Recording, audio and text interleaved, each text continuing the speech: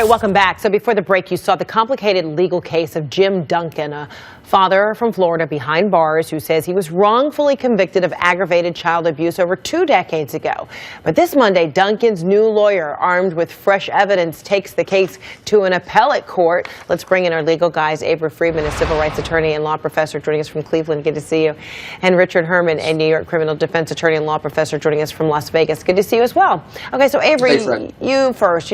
How likely is it that Duncan would be able to get a new trial 21 years later, and now a doctor is willing to say that there was a thing such as infantile rickets, and that child may have had that condition, meaning bones were very fragile, easy to break? Right. Well, look, the grandest aspiration of the law is to seek truth and get to the truth.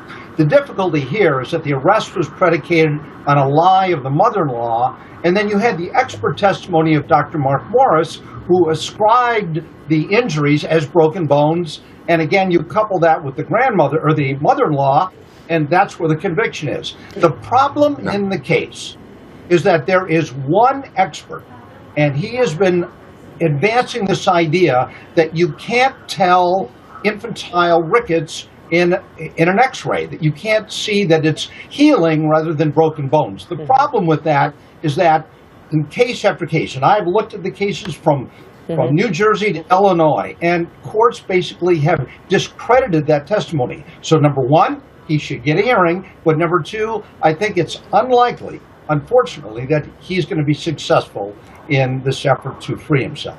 So I wonder, Richard, could it be as simple as, a blood test on this young man who is now, in his early 20s?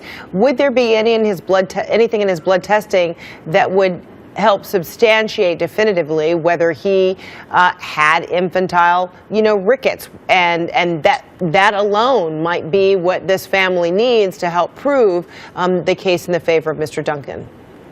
Well, the new defense expert has said, Fred, he's looked at all the x-rays, and based on his interpretation of those x-rays, he's 100% certain that it's infantile disease. Mostly because there was no bruising that would be associated with, a break caused by something external. No bruising on the skin or layers above the bones. Right.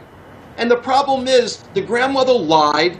The district attorney relied on that. Then the grandmother recanted, and her testimony was not used at trial. The district attorney relied entirely on their medical expert, who came up with his finding, which he's come up with every time he's testified.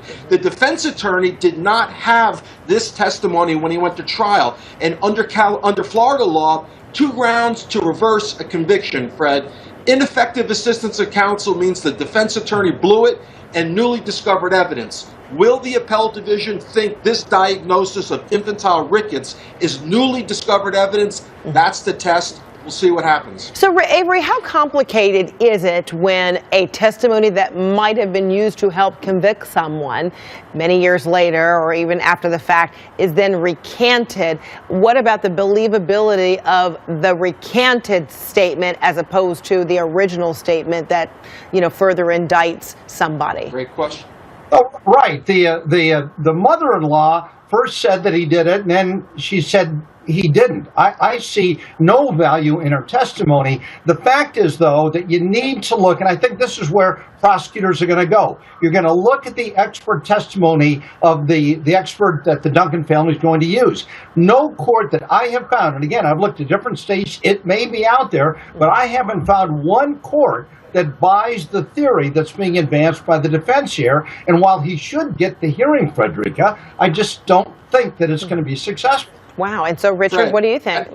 At a minimum, Fred, had the defense had this alternate theory and presented it at trial, it could have raised reasonable doubt in front of the jury. You had 2 conflicting experts with their diagnosis. That is reasonable doubt, and that could have brought an acquittal here or a hung jury. That's what the Appellate Division is going to have to consider in determining whether or not they should vacate and give him another shot at it. Sad case all the way around. All right, thank you so much, Richard. Avery, always good to see you. Appreciate it. All right.